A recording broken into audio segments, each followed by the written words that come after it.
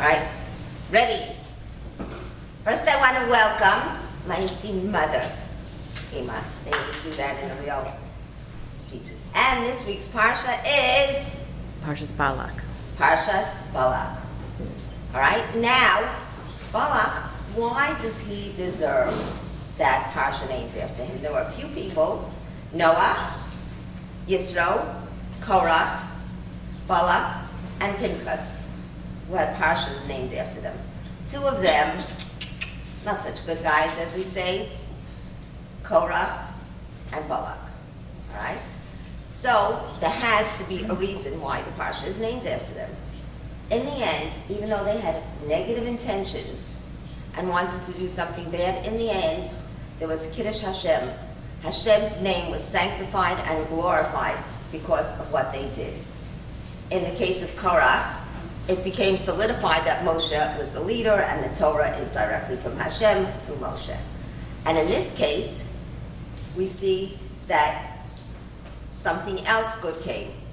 You can't curse Bnei Israel. As a matter of fact, Hashem puts the words in your mouth, literally, and you can only bless the Bnei Israel. There's two stories. So first of all, the lesson we learn is even when we do mitzvahs and we don't do it for the exact right intention or learn Torah, the most important thing is that we do it because ultimately it will be for the good. And in what way? Let me give you a little mashal, a parable that they present. They said this man came and he was a nobleman and he had this special ointment that he put all over his body. And it was to protect him. He would become invincible with it.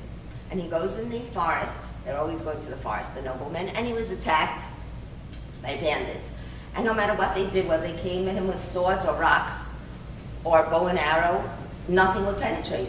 And they left him. And then he goes running after them and he screams, come back, I want to thank you. He says, why? He said, well, I bought this magic potion, this special ointment, and they said if I cover my body, I'm invincible. But I didn't believe it and I wasn't sure of it. And now you helped me prove it, and I feel so safe and secure. The same happened. Bnei Israel was told that they will be invincible to curses, that nobody can curse Bnei Israel unless Hashem wants it. And it happened in the time of the Avos, they were never cursed, and here again. So Hashem guaranteed us this protection, and Bnei Israel felt so good after that because they actually saw it was so. So we know that we have a lesson, that we can get this ointment. I'm selling it afterwards on sale. But it just means that we have to have the faith in Hashem, and it will give us a tranquility to live with when we believe that Hashem is the ultimate protector. Now, one of the most fascinating parts about this parsha, what happens is the king Balak approaches Bilam and asks them, he knows he can't take on Bnei Israel in a military fashion and be victorious, but he asks Bilam to curse them. And Hashem provided the nations, the Gentile nations, with a prophet because they don't want to come to Hashem at any point and say, listen, you had Moshe, you had great men, you had Shlomo HaMelech who was wise, you had David who was rich, each one. So what Hashem did is we gave the Gentile nations a parallel great person in that area. But even with that, even with Nebuchadnezzar who was, smart, and with Haman who was rich, and here again we had Bilam who was a prophet, it never helped them because in the end, a prophet without Torah cannot do anything for the people, and he lacked Torah. The people kept rejecting. When Hashem wanted to give them the Torah, they rejected it. So along comes, and he wants to go. The messengers come and say, come, you have to curse the people we were sent. And he says, no, I can only do what Hashem says, but stay over tonight anyway. And this scenario repeats itself the next night. They send greater messengers, more prestigious, with more money and treasures. And he says, well, all right, maybe I can go. And he gets on his donkey, and here's where we have our show and tell for this week. Dun, dun, dun, dun, dun, dun. I managed to procure the donkey. Now, just to prove it, what'd you say? Right, don't go. What? Why not? Hashem doesn't want it. I get it. I don't know if I can stop it. All I say is, he was saying nay. What is he teaching us with nay? Good neighbors are important. Okay? You have to realize that when you have to say nay, don't do it. And there's a few others, which I'll get to. But meanwhile, the donkey is going along, and suddenly he stops because there's an angel in his way with a sword, but Bilam doesn't see it. And then he stops again, and then he stops a third time. And they say the 3 times that he stopped are reminiscent of Abraham, Yitzchak, and Yaakov. Abraham had one good son and one not good son, Ishmael. So there was he could go right or left, this signified. Yitzchak had one good son, one not good. Ishmael was very narrow. It was very narrow. He could hardly go by. And then the third time, he couldn't move at all. And this represents Yaakov, who had only good children. So there was no leeway even to curse. He was totally blessed. And of course, Bilam is there. He doesn't understand. So this donkey that has been so good to him the whole time, he starts to whip him. And the donkey turns around and sees the angel. And Bilam starts saying to him, "What are you doing? Why are you stopping?" And the donkey turns around and opens his mouth and begins to speak. Now, I don't know about you, but if I heard a donkey speak, I'd be quite shocked. But he was so inured, he was so desensitized. They said, listen, we've had donkeys that speak, right? As a matter of fact, if you look, they said there were some shows in the past, or the talking horse, Mr. Ed. There were talking cars, if you remember those shows. And there was a talking mouse, believe it or not. And he's called Mickey. Could you imagine if Walt Disney had read the Bible a little better? We might have, instead of Disneyland, we might have had a Disneyland full of talking donkeys instead of talking mice. I probably would have learned a lot more from them. But meanwhile, the donkey is very upset, and Bilam, who needs anger management, as we said, starts to curse the donkey. And he says, if I had a sword, I would stab you. Now here he is, he has a mission to accomplish. He said, I would stab you right now. It shows that sometimes people are so focused on the wrong ends that they even hurt themselves. You know, cut off the nose to spite their face. That had he hurt the donkey right then, how would he have achieved his goal?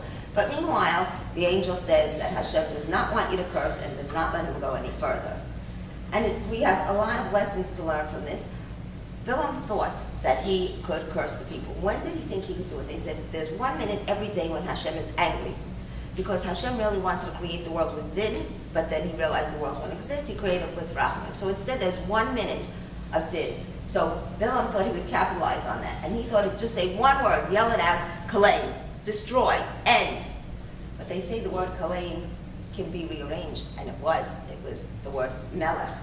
Melech stands for moach, leiv, and kavi, the 3 parts of us, our intellect, our heart, and our physicality. And this is from Tila. So it says that this is what he realized. He realized that he could not curse them, and instead, what does he say? The first time he says, there are 3 times that he actually blesses them. Hein am levado yishkon, they are a nation that stands alone, and truly we are. And if we don't remember it, the anti-Semites do. They make us realize how different we are. And the second one is lo hibit avon v'Yaakov, that there was no iniquity in the Bnei Israel, and that's why he couldn't curse them, because Hashem wasn't angry at them. They hadn't done anything wrong. Only later, at the end of the parsha, do we have the immoral acts that they commit, and that is the only way, because that makes Hashem angry, and that's what the secret Bilam and Balak discovered together. And the third one, which we all know, is a song we all sing. Every day we say it, Ma tovu ohalecha Yaakov, mishkanosecha Yisrael. What's so significant about this? This blessing admires and compliments and provides illumination to what is so great about Bnei Israel. What are we? Our ohel, we're sensitive, we're modest. The tents turned away from each other. Their openings didn't face each other. And there's different things that it says, Ma tovu ohalecha and mishkanos Yisrael. What's the difference between the ohel and mishkan? They give a few examples. The ohel could be compared to the yeshivas, where they sit and learn, and the mishkans could be compared to the Beis HaMikdash. Or the ohel could be compared to the temple when it was destroyed, because it was temporary, and the mishkan is going to be the standing temple when it exists. And also they said the word mishkan could be from the word mishkan, is also a collateral, that Hashem took the Beis HaMikdash and destroyed it instead of Bnei Israel as collateral for the ultimate redemption. And the last one is that tent, can be symbolic of when we were in the desert, a more temporary state. And the Mishkan is the land of Israel where we will ultimately be. But the whole Bnei Yisrael, what is the significance of the tent? It's the family, it's sensitivity, it's modesty, it's that the family unit is what makes Bnei Yisrael great. We're a family, we're a group, and then we're extended Bnei Yisrael. So it's on all these levels. And we see the difference between Bilam and Balak. They call it the Bilam factor. And everybody has a little of it inside. It's called, sometimes you try to fool yourself. They said the greatness about Balak, even though he was terrible and wicked, was that he was honest. He wanted to destroy Bnei Israel, and he was upfront about it. So he was at one with his feelings. On the other hand, Bilam acted like this great and holy man. I can't say anything that Hashem won't tell me to say. I won't be able to do it. But as soon as they offered him more money, and the messengers came and raised the bar a little, then he went. And why did Hashem let him go? Because Hashem says, in the way a person wants to go, so he saw that it was really Bilam's intention to go, so he let it happen. So we have to learn from this that, of course, our desire really leads the way we go. And when something stands in our way, as much as we want to do it, our desire makes it. The words that come out of our mouth are really what Hashem puts in our mouth. We realize that. It's a pasuk, we all say this, or volatio, after Shemona Esrei and after Ashrei, and we tell him you have volatio, go El, Shavei Peshavi Yaakov. But the words I want to emphasize, Utvarai Asher Samti B'picha, the words that I put in your mouth. So literally Hashem puts the words in our mouth. We have the ability to speak well, to say the right things, to compliment. It's the power of speech that we have, again, to use our moach, our lave, and our kaved, our liver, every part of us to do it, to live in a way that we trust Hashem, to make sure that we know that we have that ointment on us, that protective coating, that we can only be blessed. In the end, he said, Bilam said, I will bless those that Hashem blesses, and I will curse those that Hashem curses. And Yitzchak said in the verse way, those who curse us will be cursed, those blessed will be blessed. Because with us, we always go from the negative to the positive. We're always building ourselves up, we're looking for the best. With the non-Jews, with the people who want to curse us, they start out with good, but that they end up cursing us.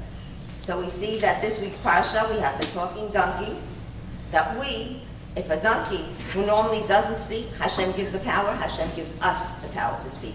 Even the most things that we think are the most normal, take for granted. Remember the words that go into your mouth, make sure they're pure and holy, and use them for the best. Even no matter how your intentions start out, you could bring it to the highest point, and perhaps one day you'll have a talking animal too.